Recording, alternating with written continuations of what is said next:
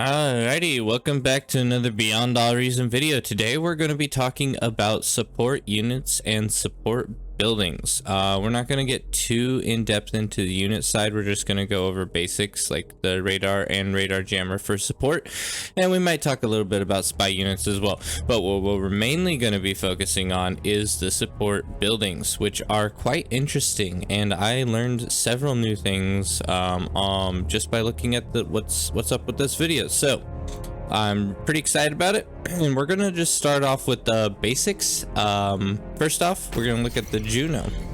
Now, many of you probably have never built a Juno because it took me, I think, like 6 months of playing this game before I decided, I'm gonna build a Juno.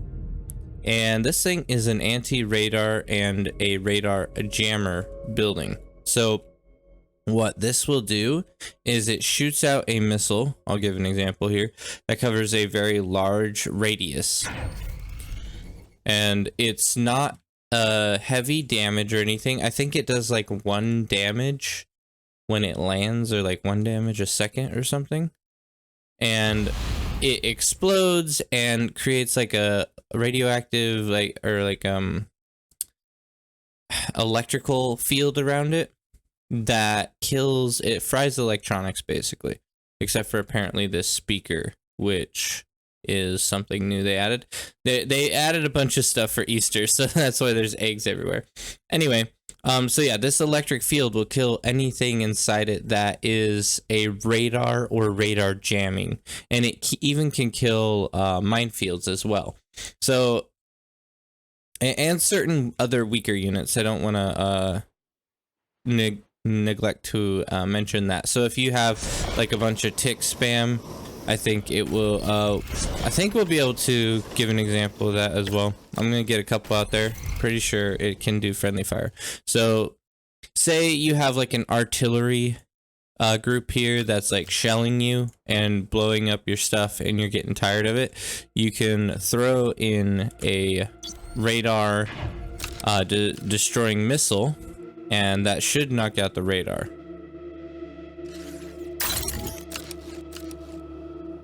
Here, when it lands, bam, radar gone.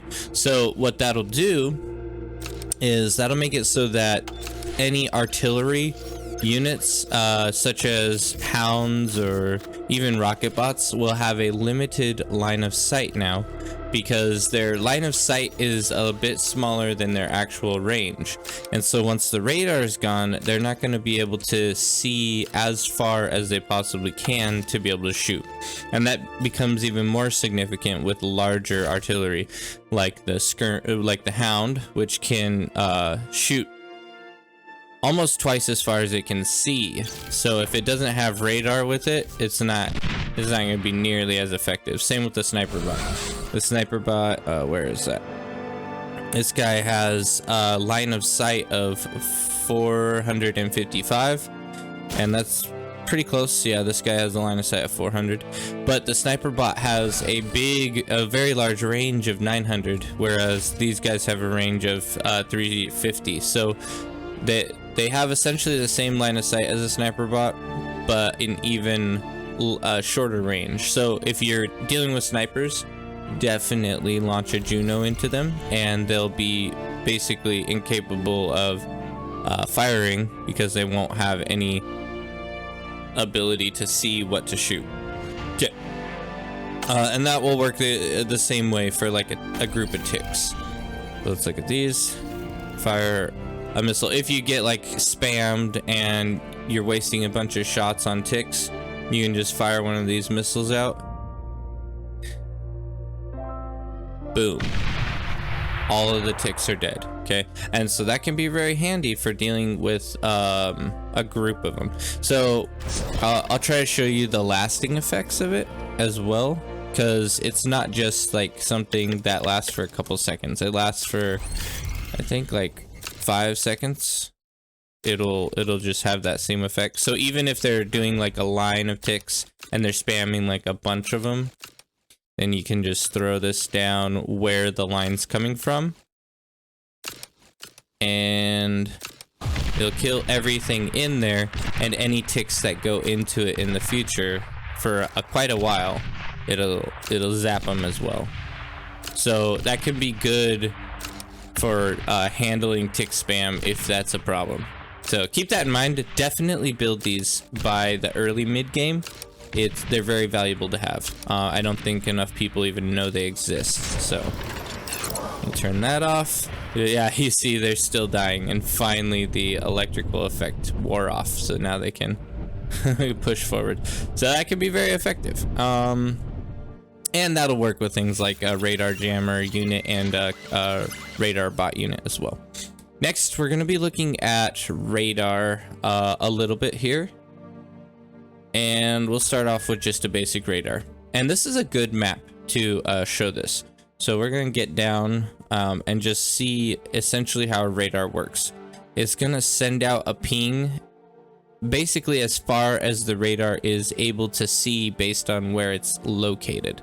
So it can see up to the tops of the hills, it can see to the top of this hill, and it can see up to this ridge, like all the way up to this ridge, but it can't see over that ridge because of the terrain. So if you go up and look, there's a limited view of range here. Just because it can't quite reach it due to the terrain. So when you're placing radar, I mean, this is a pretty basic tip, but there's some people who, when they're first starting the game, they don't realize how important radar actually is. But what radar does is it makes it so that if you don't have a line of sight of something, you can see a little blip on the map that will kind of like move around. It's not an exact location, but it's an average position, a estimated position, if you will, for where an enemy unit will be. So that can be very good if you're trying to determine, okay, how many units do they have on this ridge here? You can determine that with a radar, and it will scan all the ridge and see if there's any red blips on it. So definitely use these every chance you get. It's a very basic and standard way of beginning, like just basic support unit that you're gonna want. And then we got the radar jammer. Now what this does is it blocks this radar ping. So I didn't really look into the science of it. We're not going to really talk about the science of it, but essentially it will make it so that the enemy's radar, if an enemy radar tower was up here, they would not be able to see any blips from this or any blips from these guys that are inside there. But the second this radar bot walks out of this red circle, now the enemy is going to receive a ping here that there is a unit. So if they had artillery up here, they would fire artillery, killing our radar bot because he is outside of this protected square, or circle, I mean. Now, what's nice is you can combine a radar unit with a radar jamming unit, and they can work together. And this is especially used with like artillery, where you will combine these two together and you'll have a very large radar ping here. So even if you don't have line of sight, you can see where enemies are from a further distance, and you can have a radar jammer which will protect your artillery from being shot, because the enemy will not receive the same radar ping. So those are very useful to use together. Now I wanted to talk a little bit about walls, because I had done some experimenting. I made a video about turrets, and I didn't really give the walls full justice because I was not fully understanding exactly how they can be used in every way. Largely, walls in Beyond All Reason are used for just blocking a pathway. So now if we want to send these bots here, they have to go up and around to get to that location. So if you want to funnel your enemies through a specific location, it can be easier to funnel them with a couple walls. Now, another thing I did not mention is these walls will make it so that certain units cannot shoot. See, look at that. They cannot target past these walls because the rocket bot shoots a very straight missile. So it doesn't really have an arc to it like plasma. Whereas a plasma hound can shoot right over this wall, no problem. See, because it has a larger arc. So using walls early to defend against rocket bots with like a turret or something, if you're getting hit with rocket bots a bunch, you can build a turret and build some walls in front of it, and that'll keep rocket bots from being able to kill it as easily.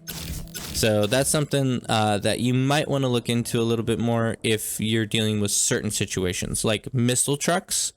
I know a lot of people hate the missile trucks. Walls are a great defense against missile trucks because the missile truck has a straight shooting missile. It cannot reach the your army when you have a bunch of walls. So just hide your units behind some walls and you'll be good for missile trucks. Alrighty, now, and that's something I need to work on because I always have problems with people raining down missile fire on me. Okay, now we have T2 walls. Now these are equally as good at stopping units from getting there, but you know, obviously hounds have the ability to climb upside around them a little bit easier, right?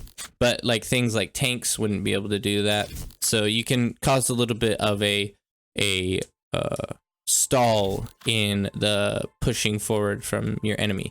And one really nice thing that I do need to mention with walls is they have essentially 9,000 health with only 400 metal cost, or 40 metal cost, sorry. So that's a very cheap metal cost based on the amount of damage they can sustain.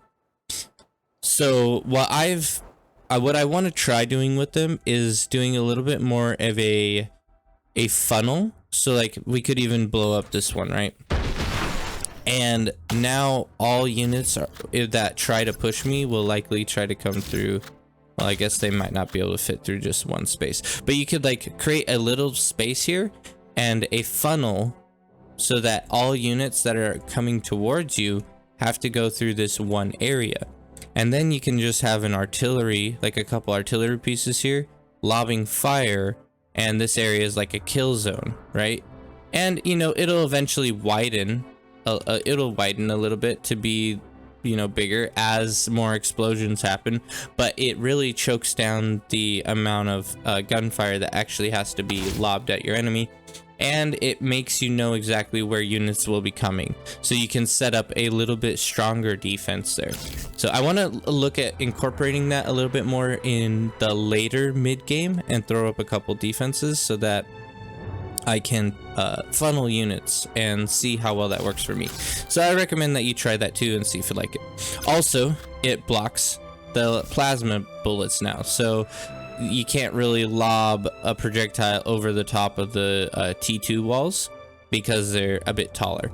So that can be nice as well if you just don't want gunfire coming in. I'm sure some of the heavier artillery and like the missile trucks, what are they called? The ambassadors on Armada can probably shoot right over the top. So it doesn't block everything, but it can block some of that heavier fire. So that's nice as well. Then we have the Decoy fusion reactor. I'm not sure if this is necessarily worth it. It's a little bit more metal, but maybe once you get into like the late game, you could try to do some shenanigans with it. Like say you have your main economy down here and you built a bunch. You'd have to have like 5 of them, I think, here. And then your commander would be like here. And they would target these, like any T3 units that are pushing on your base would target these potential reactors, which means they're going to be moving. They're going to stay in the same location, and you can kind of guarantee where they're going to move towards. So that's one thing I think that they can be used for is guaranteeing how the enemy will move based on where they are in your base. So because of that, you can set up your commander to react to them wanting to kill something that looks like a fusion reactor that's actually not. Now what that'll do is when it blows up, I'm pretty sure it doesn't actually blow up big. I would hope it doesn't. yeah, it just blows up a smaller explosion. So it won't cause as much of a ripple effect throughout your base. And then you can push your commander up and degun stuff after they try to kill everything. Or after they try to kill your main economy. So I don't know. Look into it. I'm not super convinced yet. I haven't ever really used them in the game, but you might find a scenario where they are nice to use. Next we got the plasma shields. I already made a video going over plasma shields and even how many plasma shields are required for Ragnarok to kill, but it is a support building that I think you definitely need towards the late game. And to defend against the Ragnarok, you need like 6 to 8 of these, I believe. So it's quite investment to defend your base against the Ragnarok. Very, very damaging weapon. And then we have the auto repair pad. These are probably going to become a lot more valuable if the air rework becomes actually affected for like the base game. If the base game implements the air rework, then we will likely see the air repair pad being used more frequently. What this does is it will automatically send any airplanes that are slightly damaged back to the repair pad to be healed before going back out to fight. So right now, based on how weak all the aircraft are in the base game, that we're not really seeing aircraft survive at all. So there's no point to have this really. Unless you have something like the Flying Fortress, then it might be a little bit more effective. Next, we got the pinpointer. These are a radar accuracy buff. So they're very cheap. They're only about 1,000 metal a piece, which when you get to late mid game or late game, these are going to be well worth a build. And what that does is it means wherever you have a radar signature, the pinpoint is going to become extremely accurate. So say you have a radar signature with 0 pinpointers. The radar signature could be here when it's trying to show the location of this egg, pretending that the egg's an enemy, of course. And once you get a pinpoint accuracy built, it'll be closer. And if you get another one built, it'll be closer and closer till the radar pin is almost exactly on where the enemy actually is. So that means sniper fire can become extremely effective at killing units because they will never miss a shot. So 3 of them is what the website recommends that you build for like perfect accuracy. And this doesn't just affect you, this affects your entire team. So if you have like 8 players, it will affect all of their radars to become more effective. So it's very worth it because especially if you have a player going heavier into artillery style warfare, it'll get very accurate shots off on the enemy. So I have overlooked these. I have always been like, not a big deal, not really important, but these are quite useful and they're very cheap. They're only 1,000 metal. So mid game, that's not too much. Next, we got the Tracer, the intrusion countermeasure system. And this is basically just to track any enemy units that are stealth. And I believe it has a radius, yeah, 2,000.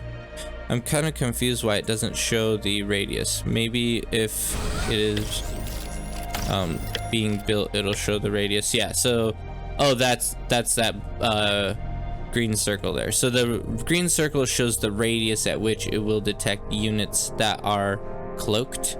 So you know, if you have 2 separate locations where you have like important stuff in your base, then you might think about building 2 of them, but usually 1 will be enough. So what this does is if your enemy has like a bunch of stealth units like the Spybot built, let's get one of these out. The Spybot can be used to shut down very key buildings for a period of time. So say we have an anti-nuke here and we're at the point in the game where we need anti-nukes. What the Spybot can do is he can sneak throughout this whole area if he doesn't get too close to other units, right?